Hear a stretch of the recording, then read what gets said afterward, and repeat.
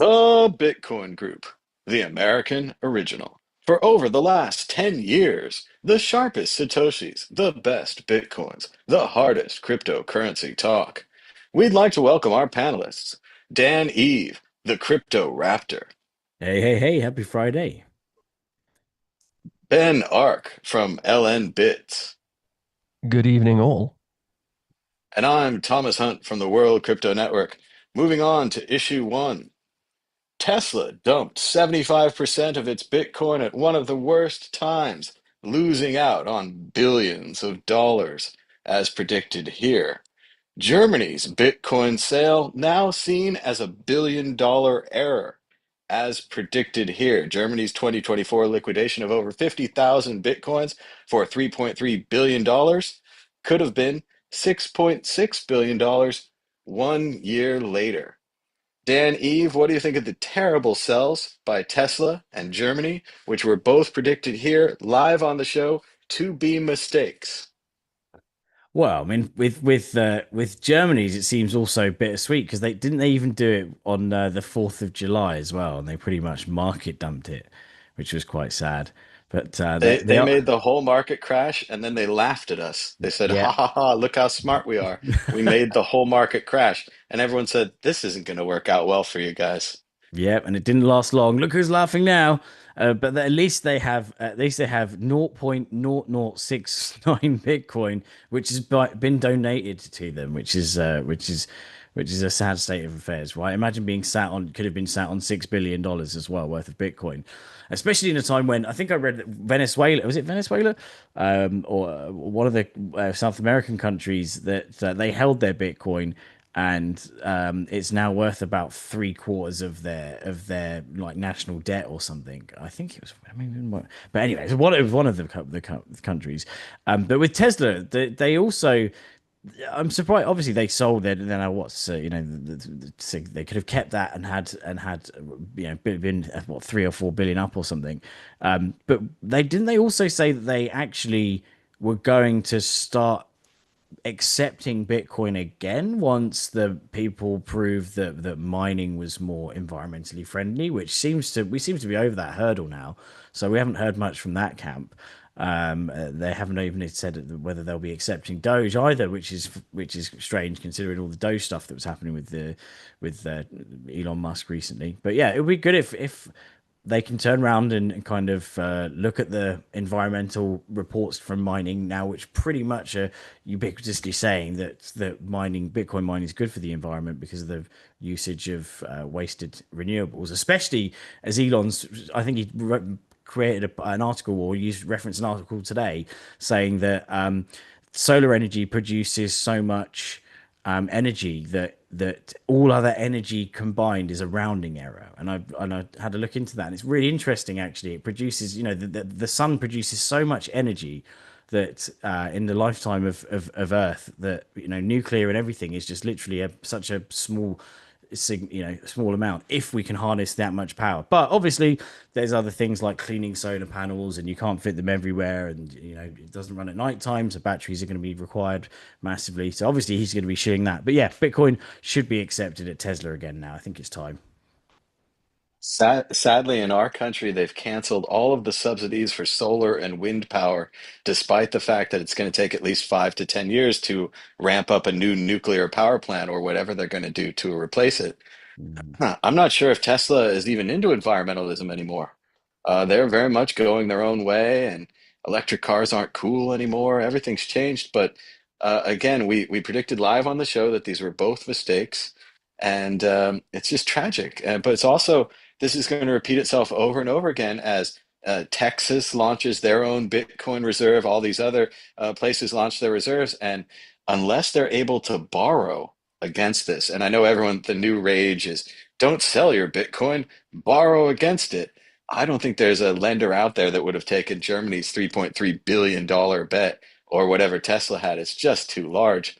But this is going to happen over and over again. These companies, these states, they can never sell. And if they do sell, 6 months to 2 years later, there's going to be one of these articles about how much they lost by selling.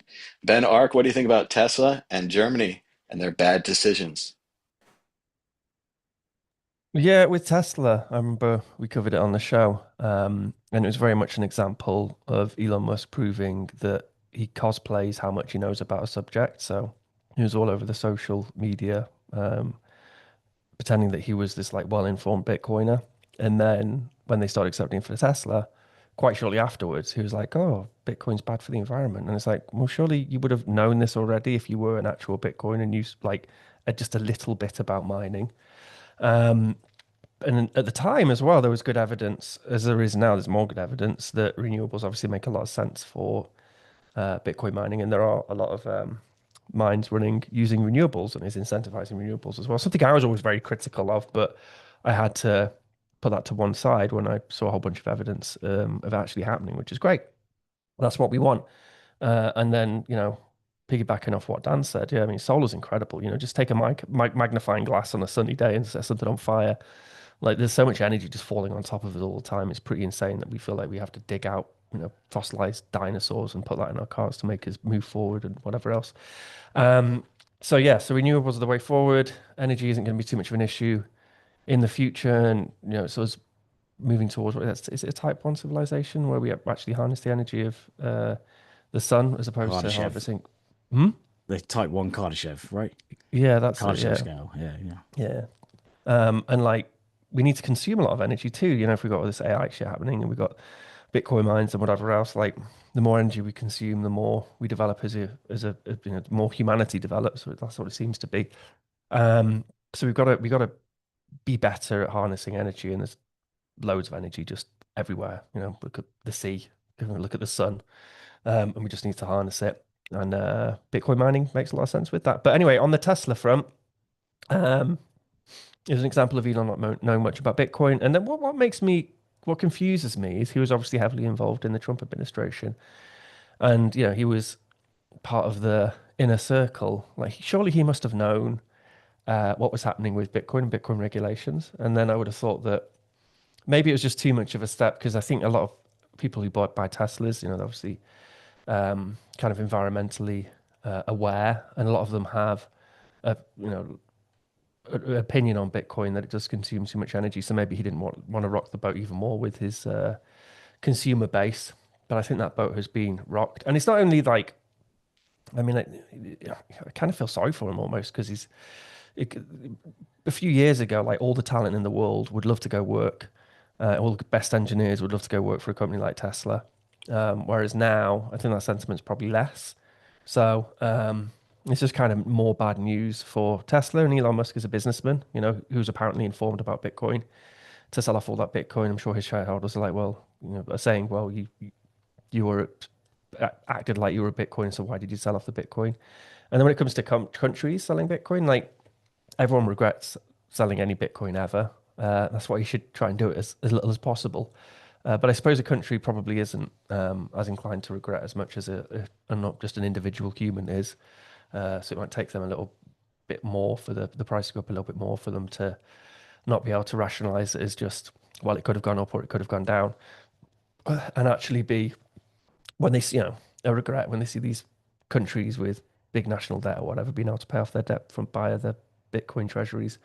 Um, but I mean, ultimately, it all plays into the never sell your Bitcoin ideology, which, if you think about the compounded effect, I mean, this is why the Bitcoin price has gone up as much as it has. Is that, and like we've spoken about this on the show, is every time you have a cycle, you increase that bedrock of people holding Bitcoin, uh, and they understand that they should try and sell the Bitcoin as little as possible, and the diamond hand thing, whatever else, and that just compounds. So like, this is what makes the price go catastrophic, and not catastrophic, interstellar, and you get to the $600 billion per Bitcoin is from that. Is from people not selling their Bitcoin, and they're just supply and demand. There's not that much Bitcoin on the market.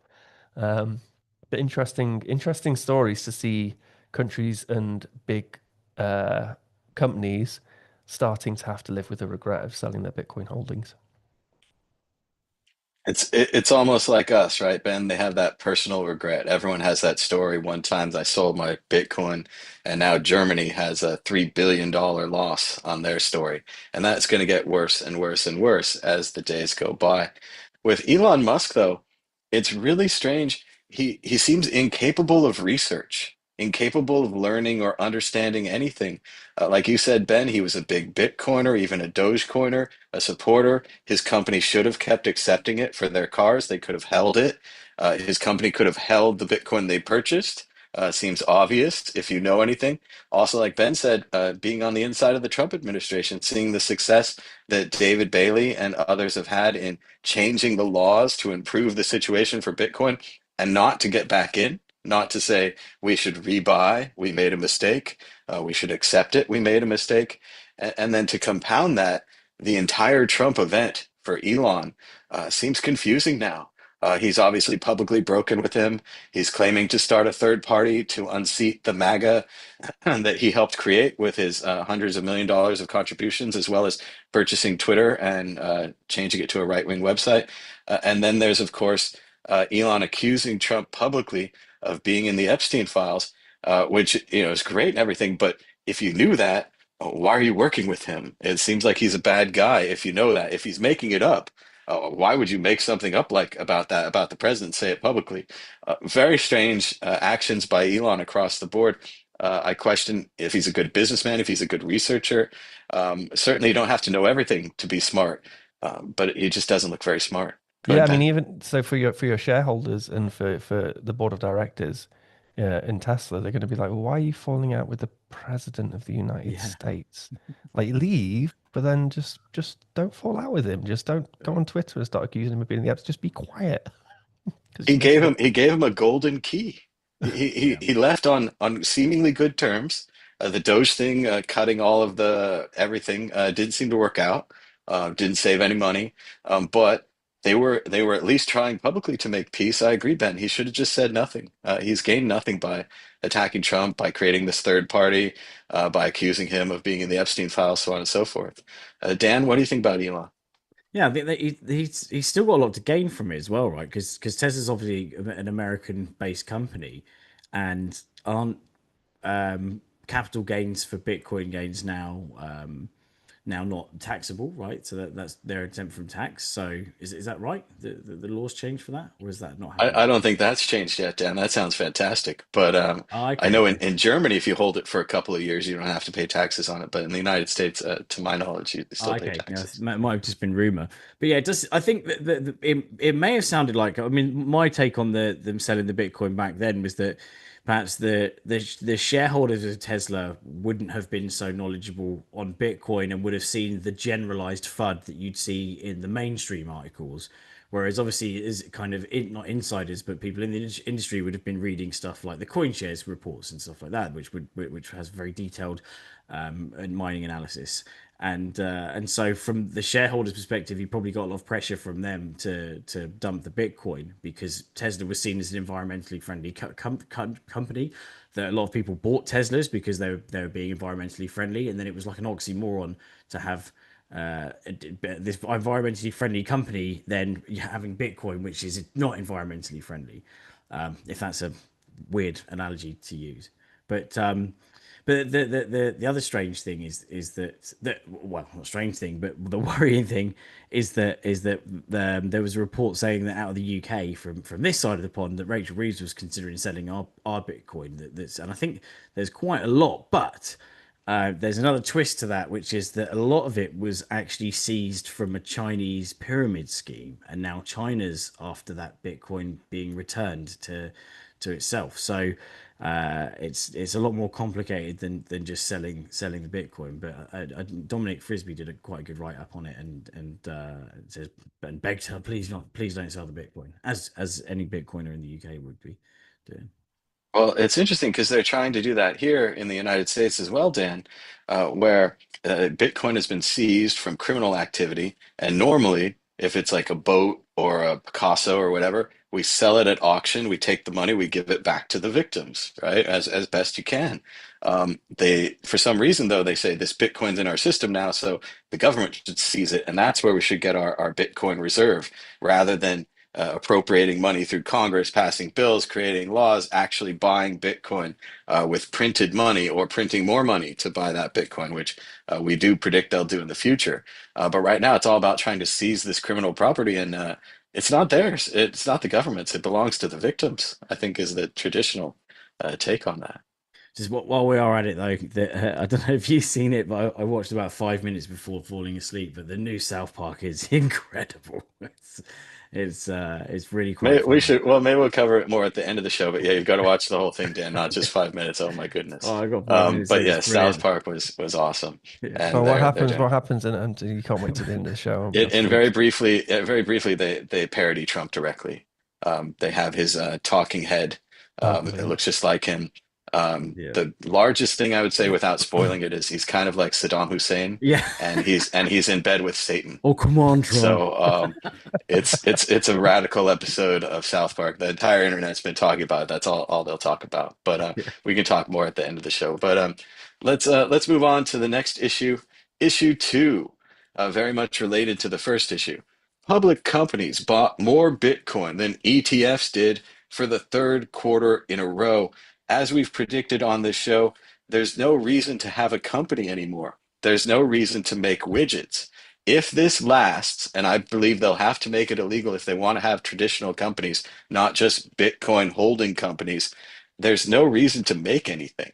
If you look at MicroStrategy, they don't really make anything. They just hold Bitcoin and make tons of money. And as you can see here from this article, public companies are following the MicroStrategy strategy. And I assume if they go further along this line, they'll be shutting down their assembly lines and whatever, because why would you invest in that when you could just invest in Bitcoin? Ben, Ark, what do you think about these public companies buying even more than the ETFs?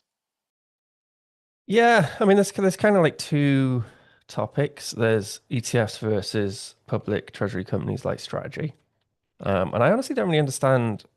Maybe it's the gains. It's a bit more of a speculation of investing or getting access to Bitcoin via Strategy as opposed to an ETF because there is more risk there than there would be with an ETF because they obviously leverage Bitcoin and do whatever they can to buy more Bitcoin. But I suppose maybe it's just the short-term gains of it all. But my real concern is that the thing created post 2008, which was essentially a book balancing issue. The thing which was created, not as a result, but partly, it was good timing, could ultimately be the thing which crashes the markets in that you have all this just empty value out there when you've got these companies which purport to have a treasury and they don't actually have the Bitcoin which they say they have and they're over leveraged and blah, blah, blah. Then you end up with the exact same scenarios you had in 2008. And I do think that regulators are going to be aware of this, that there is a systemic risk.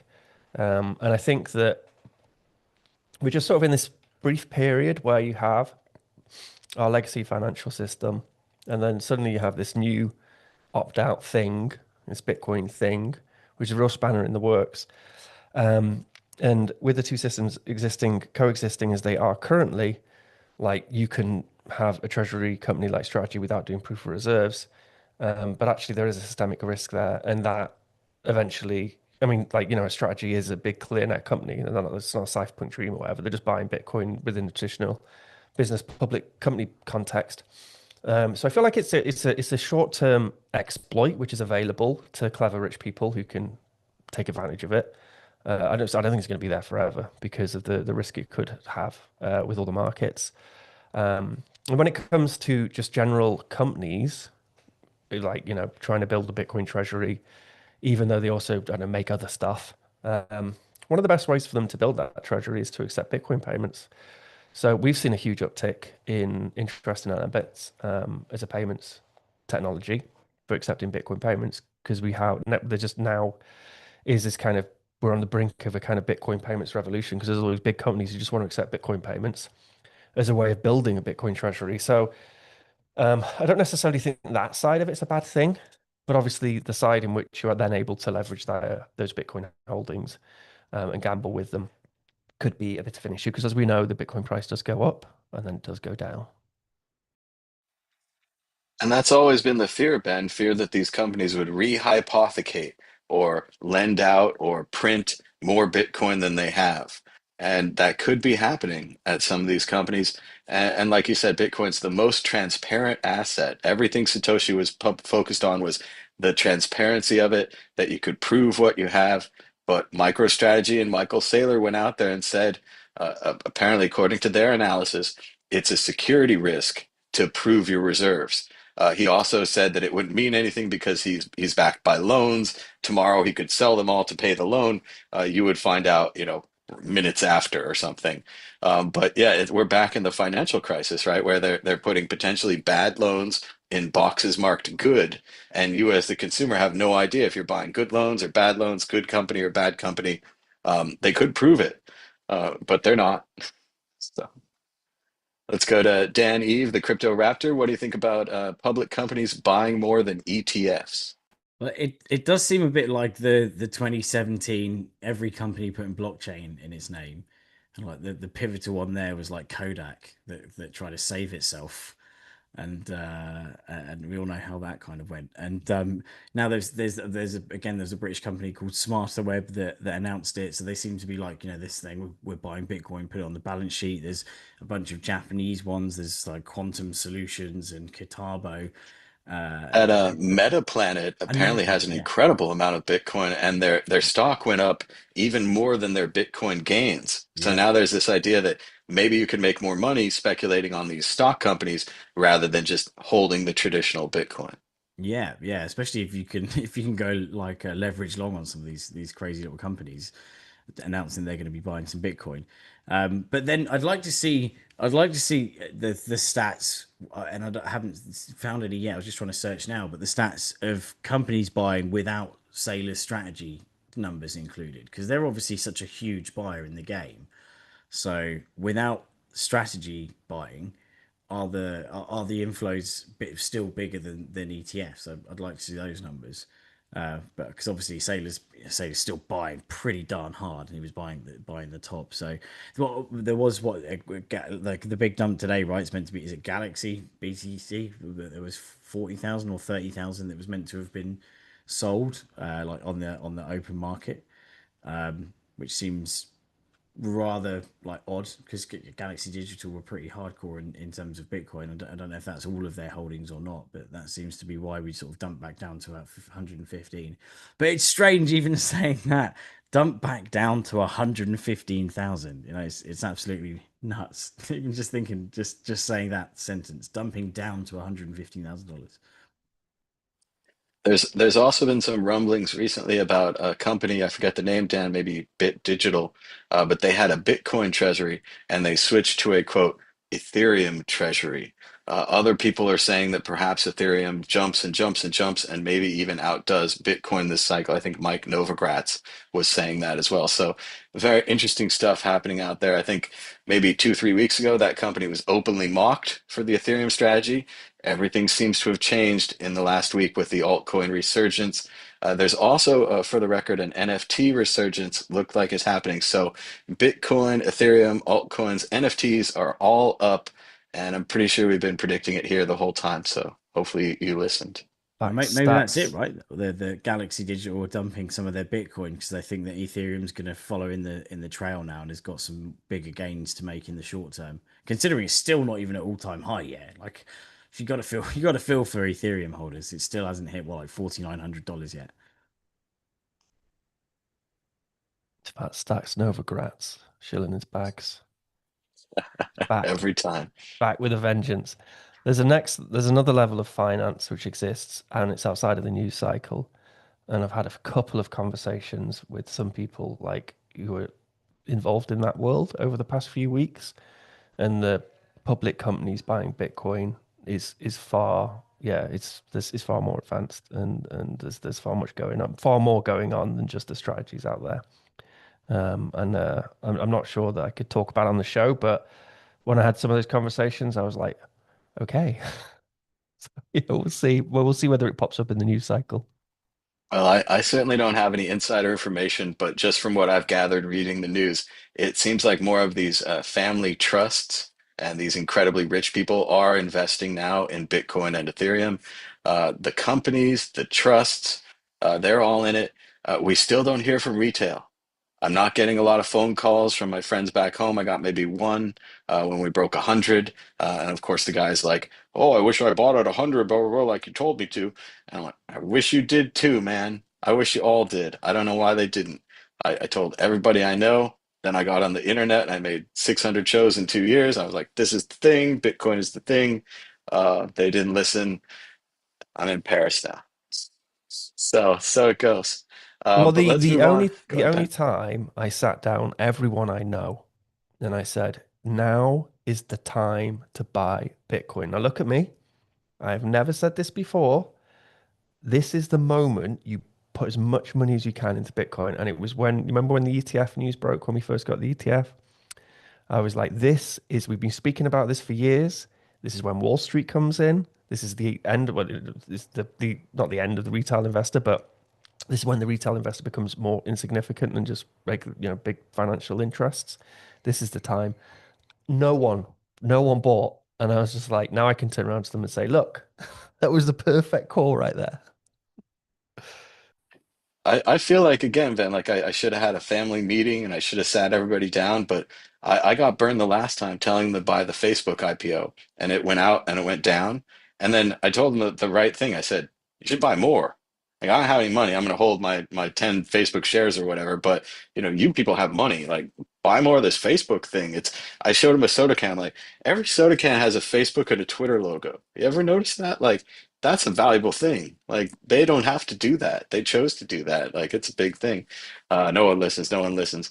And so yeah, it was hard to tell them about Bitcoin, but I still have these Facebook messages I go back to. I don't want to, but I tell my cousin, I'm like, hey, 100's a good deal. And then like it must have been 3 weeks later, I'm like, I know it went to 300, but 300 is still a really good deal. Like maybe just get one, you know? And no, not a one. They can't get off zero. It's so hard, and I understand it too. I had a hard time getting into Bitcoin at first too. It's just got to get off zero. I mean, even to 0.001 or zero zero, just give it a try, figure it out. They weren't ready. Maybe now, maybe next year. That is a But let's real, move on. that is a, that, I mean, you shouldn't just say something that profound and then skip on to the next subject. I think get off zero is some of the best advice. Just get off zero. Yeah, when it comes to converting no coiners, get off zero. It's good t-shirt. Well, a long time ago, I wanted to put $1,000 in, and $1,000 was a lot of money, and I worked hard to make it, and I didn't know what to do or how to save it. I probably would have lost it in some exchange. But $10 would have been fun. $100 would have been fun. Getting a start, and that would have been crazy early. But instead, I put zero. For even me, even I make that mistake too. But let's move on to the exit question. Predict the price of Bitcoin competing against the online Magic 8 Ball, which I have brought with me. Dan E, will it be higher or lower this time next week? Oh, higher. Just a small dip, this is. Small dip. Ben Ark, continuing the positivity, higher or lower? High, high, high. Like it's bonkers. It's going to go so high. It does seem to me like we only went down so we could go back up. So it's one of those, the market is working little correction things. But let's ask the Magic 8 Ball. Will the price of Bitcoin be higher this time next week? Er, It is decidedly so. It is decidedly so. The online 8 Ball, perhaps more positive than the offline version. Check out worldcryptonetwork.com. We've got 4,459 videos, including new short videos, which we've been told they're making an effect. Maybe not the effect that we want, but they're making an effect. Victoria, our friend on the show here, was in a video where she talked about Hex, and I think she actually said good things about it, although she's not a fan. And the Hex people found it, and now they're filling up her Twitter replies trying to teach her about the power of Hex. So I don't know if that's a good thing for shorts or not, but the idea that we can make small clips of our show and have other people watch them, it seems like it worked in that case. So hi to all the Hex people if you're joining us today.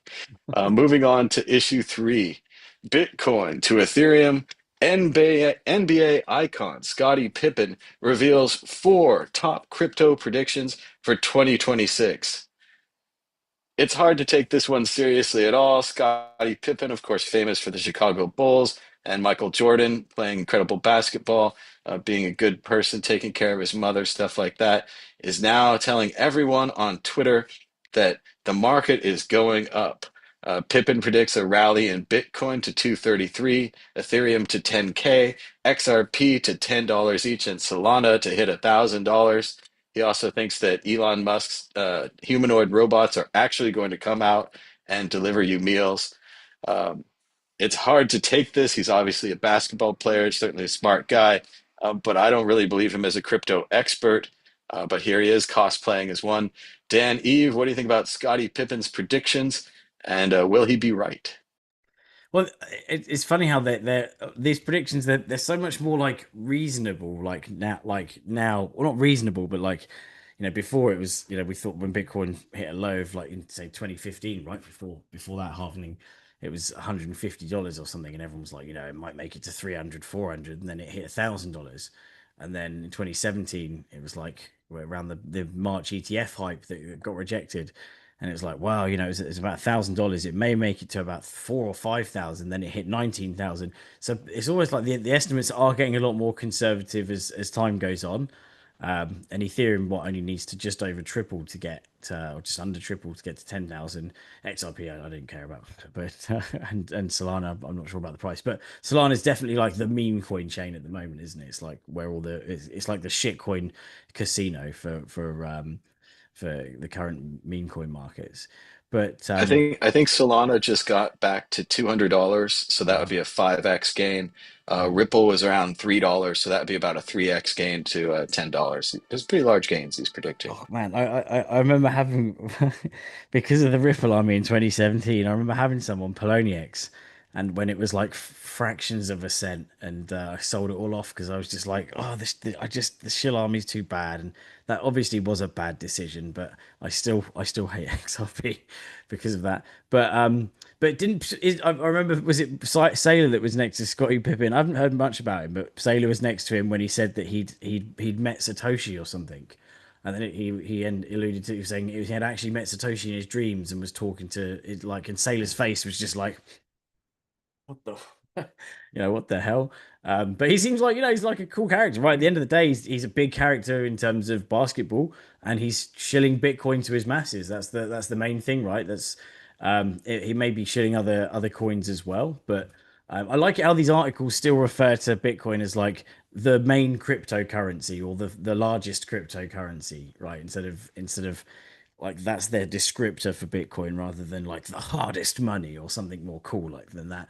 But yeah, it is good that we've got these big stars that are taking pushing Bitcoin. And who was the other guy? There's another guy that's I can't remember his name now, but he's another. I think he's a NFL player, and he's taken one of the first to get his salary in Bitcoin, or a portion of his salary in Bitcoin. So it's good that these stars are pushing Bitcoin to the masses and getting these different areas involved in the idea of stacking Bitcoin, whether it's through salary or just from buying. Russell O'King. Russell O'King, I think that's his name, Russell. Yeah, yeah. That sounds right. Yeah, I also forget the name of the football player, but he's been crowing like crazy that it was a great idea to take, I think, maybe 1 year of his salary in Bitcoin. And he was saying stuff like, I wish I took the whole thing. I wish I took the signing bonus. Saylor told me to put it all into Bitcoin. And boy, was he right. So again, Saylor is making waves through his personal connections. As far as Scottie Pippen, number two to Michael Jordan. I think I watched a short documentary about him or something. Seems like he's an incredible guy. Took care of his mother, came from a large family, put everybody through college kind of stuff. Just, wonderful, success story. Worked very hard. Maybe even as good a player as Michael Jordan, just the team of them together. But I find it hard to take him as a crypto expert. It's interesting to see once again that the media is not looking to say real crypto experts like perhaps Andreas Antonopoulos or someone like that. They're pulling up basketball stars and I don't know reality TV stars and whoever else will talk to them. They have no interest in what we have made or what others have made. But still, at least it's positive news for Bitcoin and Ethereum and everything else he predicted. Ben Ark, what do you think about Scottie Pippen, a famous basketball player, now a crypto expert? I think he's spot on. I think if you go back 3 years ago, 2.5, 3 years ago on this show, I said 240K because I predicted the pump of the 20K pump when we first went to 20K, and all you need to do is take the previous pump high and the low, superimpose that over the Bitcoin price, and then just marry it up, scale it up, and then look at where the price hits. And that's how. And I remember predicting it on Reddit back in the day, and I said, look, Bitcoin's going to go to 20K and I just superimposed the previous pump, and it went to 20K. And then I did the exact same thing a couple of years ago, and 240K is the number. And it's like you just got to wait for that parabolic run to happen, whatever kicks it off. We're in it now, and 240K is the number. And I think because people know that 240K is the number, 233, maybe that's a better call because like people will start dumping when it gets towards 240. So I think it's actually a very, I mean, if that's the way in which he did, I mean, I'm always surprised when you have all these like traders or whatever and people speculating on price or talking about where the price is going to go that so few people just do that. You just take the previous high, previous low, superimpose it, marry it up, and then it's like, okay, 240K. There you go, cool. So yeah, I think it's spot on. Well done. What's always worked for me, Ben, And and I we think said it it's in the really show. simplistic, but Sorry, we said it in the show multiple times, 240K. We said it like multiple times over the past few years. I've always just drawn a line between all the tops. If you look at the top line and you think that it's going to continue up, and every once in a while it does this huge up move and it lines right up with that top line. And it's not financial advice or anything. It's a triangle analysis like everyone else, but it seems fine. And the other thing I always think about is once Bitcoin is like worth, say, 100K, it's kind of always worth 100K. There's always a chance it would go back to 100K, and we're kind of seeing that now with Ethereum. Everyone had lots of fun dumping on them on Twitter. The Ethereum investors crying. It's kind of back to where it was, which is a really strong position for a stock. Like it was 3,800 years ago, it was 3,800 last week or something. It's quite possible it goes up more. Not as financial advice and all those things, and everyone hates altcoins and whatever, but it does seem, according to the analysis, that we're going to have a huge boom in altcoins and that the cycle is going to repeat. People make money in Bitcoin, they put it in altcoins, they make money in altcoins. And I think as a third market, they're going to put it in NFTs. We've seen a lot of sales out of Curio cards recently. Obviously, I'm interested. But and there's somebody swept the floor of CryptoPunks. They bought at 12 million a piece, they bought 65 CryptoPunks. They put a lot of money in it. Somebody out, and they're starting to talk about NFT holding companies and NFT ETF holding companies and things like this. So the financial wizards out there are finding new ways to get huge piles of money and to invest them into crypto and alts and NFTs and Bitcoin and all these things. So I think a rising tide raises all boats, right? So it's looking good. Let's move on to issue 4. Satoshi Nakamoto's net worth. Bitcoin's mysterious founder becomes the 12th richest person in the world. Satoshi Nakamoto, pictured here as a hooded statue in Budapest, Hungary, is said to have $128 billion, surpassing Michael Dell from famous Dell computer fame at $124.8 billion. They say that Satoshi has an estimated 1 million Bitcoin still hidden behind a shroud, unknown if he has control of that money or not. But they say he's the 12th richest in the world. Ben Ark, what do you think about the incredible success of Satoshi Nakamoto, whoever he, she, they, space alien may be? I mean, how did they get there? Diamond hands, the ultimate diamond hands, just refusing to sell no matter what. Peter Todd, he's done well for himself, hasn't he? Our boy. Have to hit him up for some money. Um, no, I was amazed that there were like people with more than 124 billion dollars out there in the world. There was 12 of them, I suppose, or 11 of them who had more money. But yeah, those coins are lost unless, I mean, crikey, whoever Satoshi may be, unless they're just the most disciplined person who's ever existed, those coins must be lost. But yeah, it is. It ultimately, when Bitcoin gets to a certain like when enough of the world's economy is based on Bitcoin, it's going to be a bit of an issue that Satoshi has so many coins, and I'm not sure how that's going to be reconciled because people will be worried that Satoshi could dump the market and destroy the world's economy. But that's for future consensus or discussions around consensus. But yeah, he's the greatest diamond hander in history. Ben, what do you think about the controversy of quantum computing? If a new kind of computing comes out and it can crack the Bitcoin algorithm, should the Satoshi coins be protected? That's a very good question. Yeah, that's a very good question. It will happen. I think we've got probably l longer to worry about that than people realize because quantum computers aren't that far along. But yeah, it's a very good question. What do you do with Satoshi's coins? Do you protect them? Do you just like dilute them, destroy them, or yeah, like what are the yeah, I don't know. I don't know what the answer is there. I do know that there's been some great Bitcoiners who moved out of Bitcoin to work on quantum computers. The main idea seems to be freezing them in place so that they can't move and they can't affect the market. If the coins were hacked, if the coins were hacked and then sold, disaster for the market, as Dan mentioned earlier. Galaxy Digital sold, I forget, not that many Bitcoin. If somebody sold the Satoshi Bitcoin, a huge market crash, uncertainty, chaos. A lot of reason to freeze them, even though it goes against kind of everything Satoshi was about controlling your own money. There is a good argument for like a dust depletion mechanism where, because I mean, like we haven't got really got any blockchains which just rely entirely upon fees. So rather than a minor reward, so there is the idea that perhaps the Satoshi coins get used as a minor reward or chipped away at, and then it's like if Satoshi is still out there and has the keys, then he can stop that from happening. There is kind of that spin on it, which I thought was kind of an interesting concept that eventually we'll get to, because it does improve security of the network.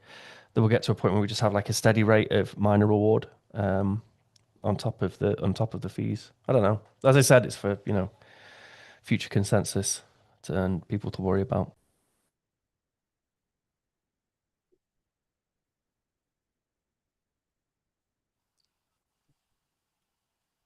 There's been other ideas as well on other chains like Bitcoin Cash or BSV, Bitcoin Satoshi's Vision, that the coin should be taken and returned to the rightful Satoshi, which of course they meant Craig Wright, which would be great for him. I mean, maybe we could make Bitcoin Thomas Hunt's vision and Hold on, return I was all going to say the I Bitcoins to invent, me. I'm Yeah. Satoshi. I invented Bitcoin right there.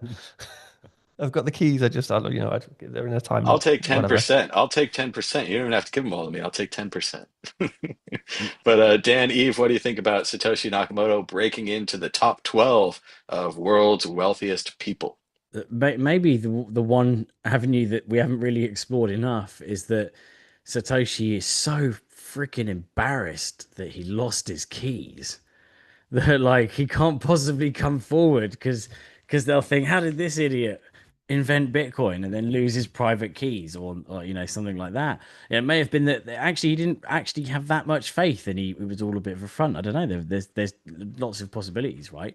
Obviously, the most obvious one is that to have diamond hands like that, you're already what's the word, contributing carbon to the soil, right? And you've passed away. That's why you couldn't have possibly sold your coins.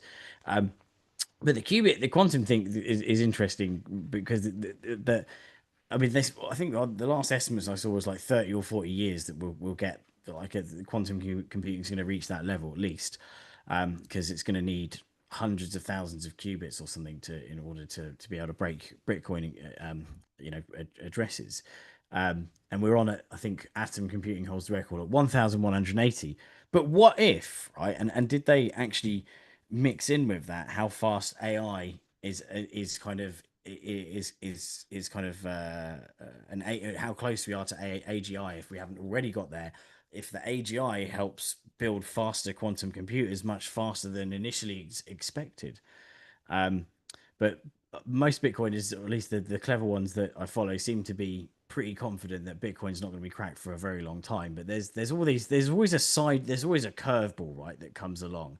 There could be a breakthrough that some AI accidentally stumbles upon, like some sort of increase in qubits and error corrections that suddenly makes it all a lot faster, and it kind of goes exponential, right? But yeah, it's an interesting concept about taking Satoshi's coins, but yeah, do you know who proposed that or came up with that, Ben? Was it? Anyone in I can't particular? remember. I just remember reading it somewhere. Yeah, There was some like interesting alternative ways of using Satoshi's coins where they wouldn't be like destroyed completely, like they would yeah. sort of be chipped away at. And I suppose as the price goes up, then you're kind of locking in the price too as to what the Bitcoin's probably worth.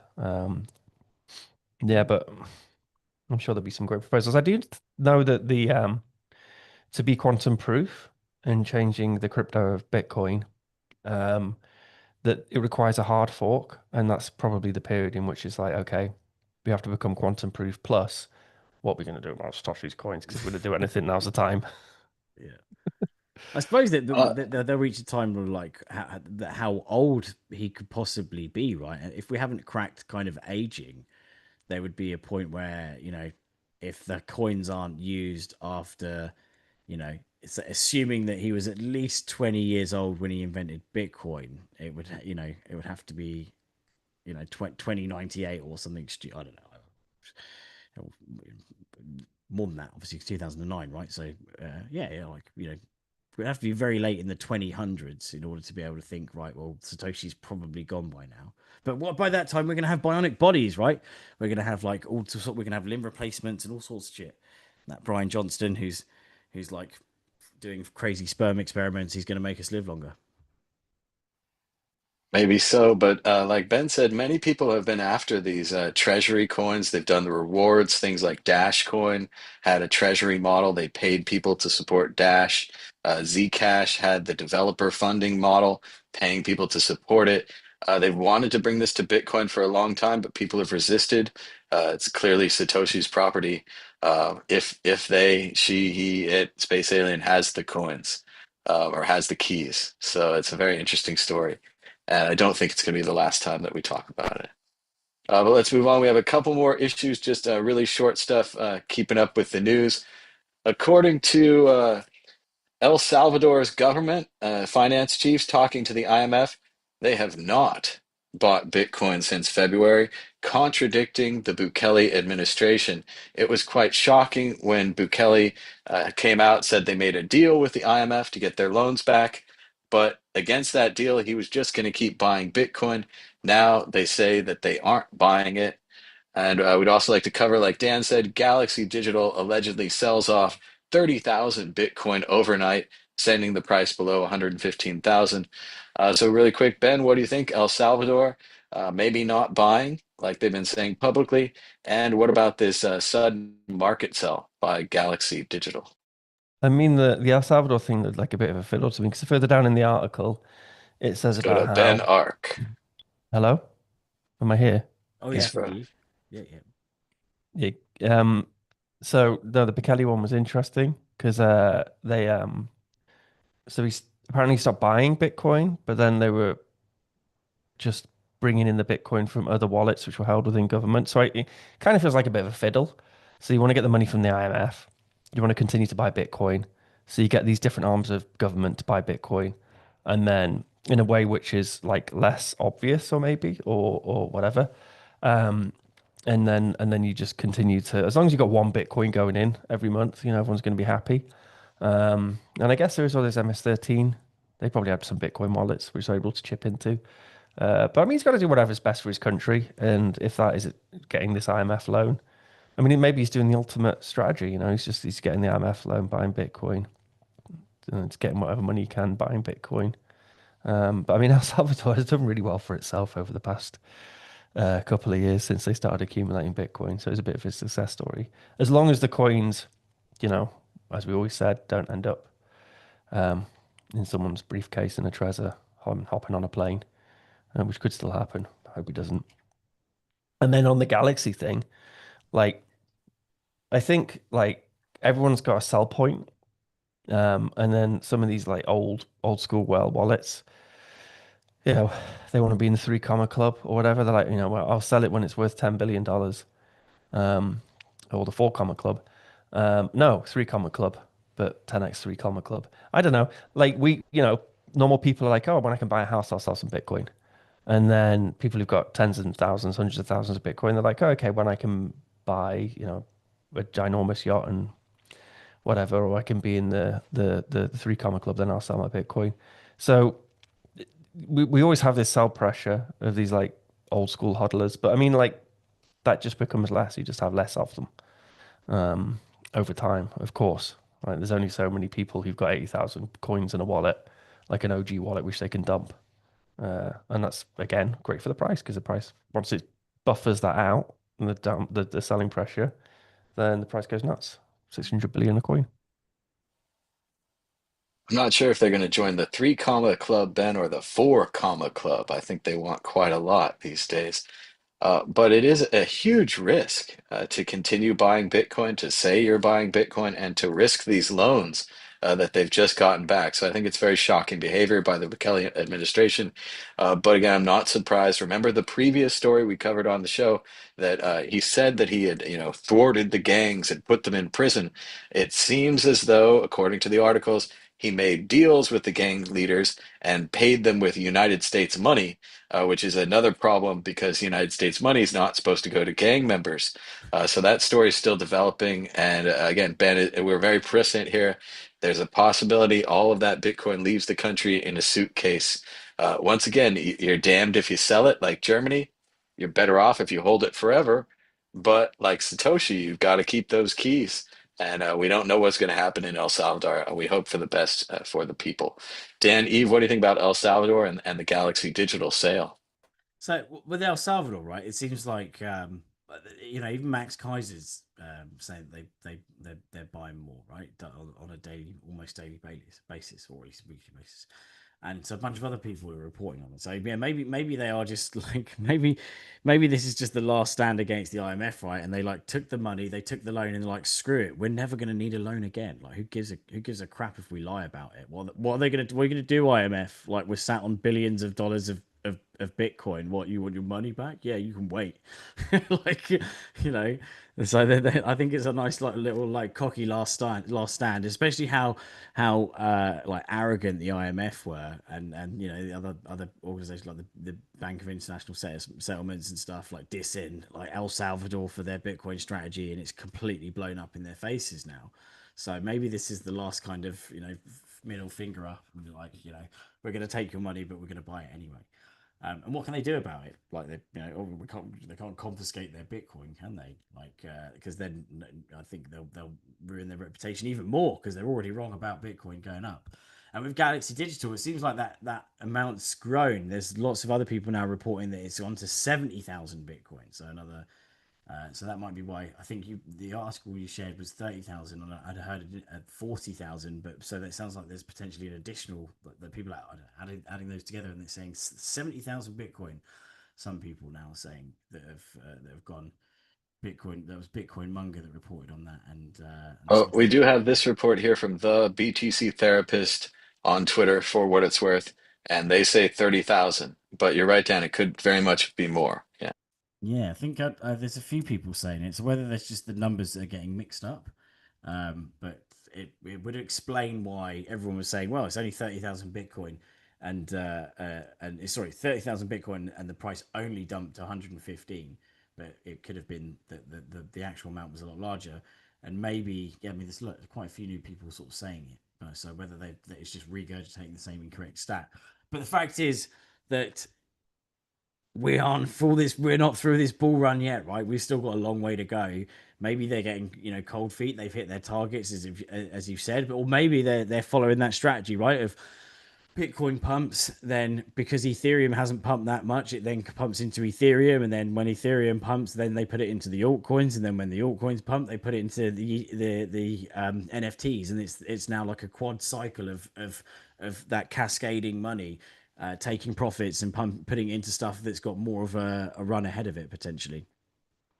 I Not reckon it's this is less not financial advice. I reckon it's less calculated. I reckon some miner from because it's 2011, isn't it? The wallets they didn't buy it in 2011 because who would spend like 160K on Bitcoin in 2011?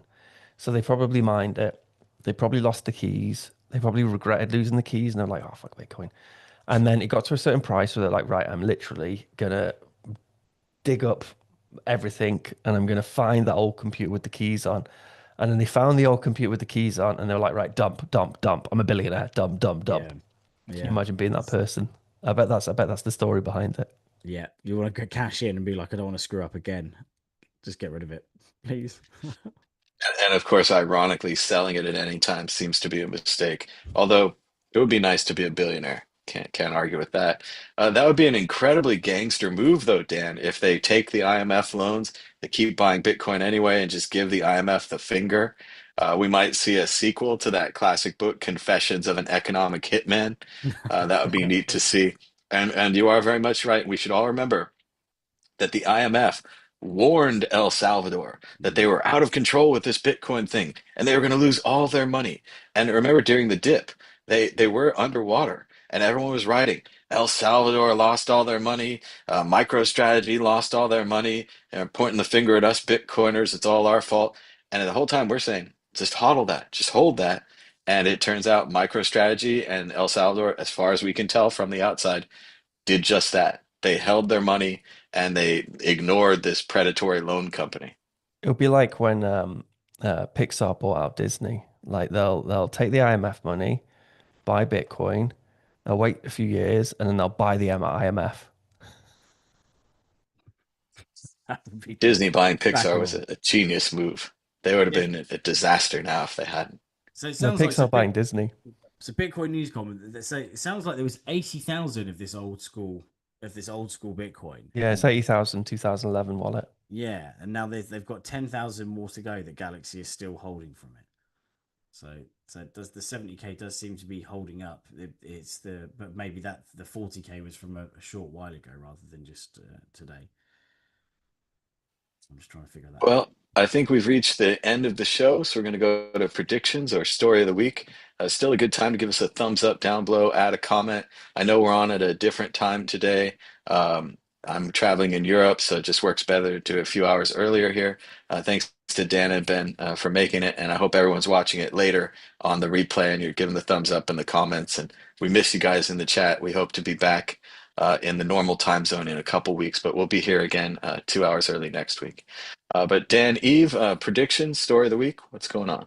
I'm just gonna go with. I'm gonna go with. I predict that Bitfest.uk, which is still currently being organised, is going to be really good. That's this November 21st to 23rd in Manchester, and it's in the Pendulum Hotel, which is the same hotel as CoinFest has been in since 2017, and it was I think last CoinFest was in 2022. Yeah, so if you're anywhere in the UK around end of November 21st to 23rd, get your tickets for Bitfest because I think a bunch of us will be there and it's going to be really cool. Some good speakers there too. It's going to be a great conference, Dan, and we can announce here that Thomas Hunt, Mad Bitcoins, will be emceeing the conference. You can Oh come hear yeah, me talk, and hopefully we'll have a live stream or record it for later or something so you guys can watch it on the YouTube. But check out Bitfest at bitfest.uk, and it's going to be a great conference. We hope to see you guys there. It's going to be a little cold though, so I'm going to bring my leather jacket that I got in a thrift store in Germany. It's very warm. I hope you guys have warm clothes too. I'm gonna bring all the long underwear I bought in Scotland too. Everything, all the warmth. Ben Ark, what do you think? Story of the week, prediction? Go ahead. November in Manchester is not cold. It's like anything pre-December is okay. It's like post-December in the UK sucks, but pre-December is still warm. Like November's still nice. So I'm getting on a plane the next day. I'm like, I'm there and I'm gone. That's how with it's your gonna be. You're gonna with your there'll be flu, like a puff of smoke. Be, where'd Mad yeah, Bitcoins go? He's gone. you'd be sneezing all the way home, get everyone off sick. I'll be Um, chilling, frizzed. Bitfest is going to be the best because I mean it's organized by a good friend of ours who's like probably the ultimate Bitcoin conferencer insider, and knows everyone, and it's got some great names coming, and yeah, Bitfest is going to be absolutely outstanding. So anyone in the UK, anyone in Europe, go to Bitfest. yeah, It's going to be great. yeah. It's going to have great workshops. It's going to have a great vibe. I think it's going to be the best conference ever created. Just because of the people involved and the people who are building the conference they just know what they're doing. Look Um, at this, Ben. They're having day one, Nostershire. They're going to yeah, have Nostershire, a one-day Noster conflict conference focused on exploring the power of decentralized communication, privacy, and free speech in the digital age. That sounds great. yeah, we've been. What's my story of the week? And we could do the Nostr stuff. So we've been like adding, so we have Nostr SDK is a dependency in Ellen Bits now, and I've been Nostrifying some extensions so you can get them to look at the bulk card extension. You can freeze your card, and then you can like uncap it if you need to spend some more money or whatever, just over Nostr DMs. But the power of Nostr is really like you can build anything. So you can yeah, you can build bots and stuff. So if you look at something like Telegram, I think the reason that was successful was because it was pretty easy to kind of build bots for and like useful tools for, and you could just chat over them. And so seeing some of that stuff happening on Nostr is making me incredibly. I know this the sort of social media side of it is having like a bit of a something of a user slump more recently. Um, but no, the utility of it of just being able to plug into this thing and then use whatever Nostr client you've got and then DM um your bank card or whatever or whatever like there's a whole bunch of interesting things you can build. So that's probably my story of the week actually on Nostr. Is having Nostr SDK in Ellen Bits and then is exploring that. It's been a lot of fun. Nice. And check out who's already slated to speak at Nostershire at Bitfest UK. Ben Ark. Hey, that's you, Ben. Look, it was Marty Malmy. We were literally speaking about him in the chat. So someone was saying, "Hey, do you remember that guy who sold all of his Bitcoin to buy a flat in Norway?" And it wasn't Norway, it was Finland, and it was Marty Malmy. And I once had some beers with him, and he said, "I regret selling those Bitcoin." I was like, "Yeah, I bet you do, mate." Well, yeah, I'd still like to shake his hand and be like, I'm not worthy, I'm not worthy. Because Second that's contributor. Yeah. one of the first contributors to Satoshi and contributors to the Bitcoin project, Marty Malmy. Be great to see Crypto Donkey, Dan Gershoni, Oscar Mary, Nathan Day. Oh man, Oscar Um, Mary's dope. I love Oscar Mary. awesome. So that's Noster. Good guys there. Then at Bitfest, looks like they're going to have Peter Todd, Satoshi. maybe Dominic Frisby. Hey, look at that. Mad Bitcoins. All right. Thomas Vogelin from Oof. Electrum Wallet, friend of the show. Victoria Jones, of course, friend of the show. Let's see what else we got here. Amin, I like that guy. He's a good dude. So just, yeah, it's going to be a great conference. Veronica's going to be there. Hopefully we get some Dan Eve in here. And look, they're having day three Pepe X. Oh, I hope they have Theo. Also, it says here on the pop-up ad you can get an early bird for 99 pounds. I think that's way too cheap. So you guys should go buy this for Bitfest. You want to get a good deal, help out the organizers. Remember, the organizers of these small conferences often lose money on the conference. So it's really good if you guys can buy a ticket, even if you can't go, buy a ticket just to support the conference. But it looked like a bunch of cool guys for the Pepe conference. Lots of art Oh, they're going gonna have on. So Zed. I know that guy. yeah. So it'd be cool to hang with on Cripsy too from Cripsy Art. Good guy. You can still apply to speak. You can apply to exhibit at bitfest.uk. They're going to have a music after party. Wutzel. DJ Russell, yeah, Rutzel is going to DJ Russell. Damn. DJ. I've Hey, got his Crypto helmet. I've got his Raptor. helmet. I took it home from Crypto Mallorca. Raptor is going to sing and rap, it says here. Yeah. So yeah, it sounds like it's just going to be a great conference. So check out Oh Bitfest wow. at bitfest.uk. They've got children's tickets, student tickets, early bird tickets. It's a great time to get your ticket and to support this new conference that we think is going to be a lot of fun in Manchester in November. I think it's going to be cold. Ben says it's not cold till December. So we're right on the line And of coldness, and it's the week before Thanksgiving in the US. So it should be great for everybody. every ticket's a VIP ticket. It's not like these mega huge conferences where you go to and you can't see any of the speakers, right? So all of the speakers you'll be able to bend their ear or lend their ear or however whatever that term is that doesn't physically assault them. But you'll be able to speak to them, and because they'll be milling about the place. So that's the cool thing about like these smaller ones is that they don't have crazy ass VIP rooms where you can't see anyone and they're shrouded in mystery because they do their talk and go away. So you can sort of have a beer with people at the bar, and We'll have to get some make sure conceptual that ideas. Dan Eve and his Bitcoin flag return to Manchester. The flag waving will never stop with Dan around. I'll make sure I stay awake for because I think the last time we tried to do a show there, I kind of fell asleep on the front row, and I had to be relegated to the room. But People yeah, will just not stop buying you drinks, Dan. yeah. And if they don't buy them for you, just take them anyway. Yeah. But yeah, it should be a great time and hope to see you guys all at bitfest.uk. We're still super excited about the great time we had at Majorca Blockchain Days just a couple of weeks ago. It was great to meet lots of new people and see old people from last year. Darren, we met this new guy, Q, Thomas from Electrum Wallet was there. A bunch of great people that we hang out with seemingly every year now. So shout out to Majorca Blockchain Days. Yeah. And I'm still traveling around Europe. After Majorca, I went to Barcelona, and now I'm in Paris. And next week we're going to Amsterdam. So just a little bit more of the European vacation. Then we'll be back on the normal time, back in Las Vegas time, doing the show. So thanks to everybody for joining us, giving us a thumbs up down below. Go ahead and put a comment down below. We always read them, even though there's not that many. And I know you probably missed the chat today because we're on at a weird time, but we miss you guys in the chat too. We hope to see you next week or a few weeks from now on the normal time. So thanks so much for everybody for joining us. Until next time, bye bye.